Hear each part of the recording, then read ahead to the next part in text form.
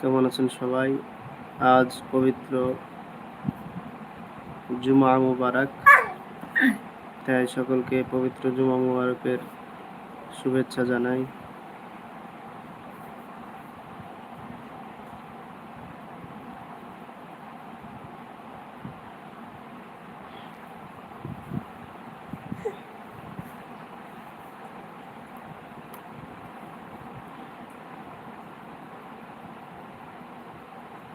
রাসূল সাল্লাল্লাহু আলাইহি ওয়াসাল্লাম বলেন যে এই জুমার নামাজ হচ্ছে ঈদের সমতুল্য। অর্থাৎ আল্লাহ রাসূল সাল্লাল্লাহু আলাইহি ওয়াসাল্লাম তেনার উম্মতদেরকে সপ্তাহে সপ্তাহে এই ঈদের খুশির মতো, ঈদের খুশির ন্যায় একটি দিন দিয়েছেন।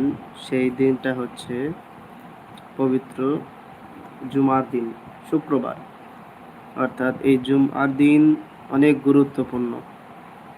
রাসূল করিম সাল্লাল্লাহু আলাইহি ওয়াসাল্লাম বলেন, যে ব্যক্তি এই জুমার দিনে রাসূলের উপরে বেশি বেশি করে দরুদ পড়ে থাকবেন বা পড়বেন, আল্লাহ রাসূল সাল্লাল্লাহু আলাইহি ওয়াসাল্লাম কিয়ামতের ময়দানে মহাশয় প্রান্তরে তার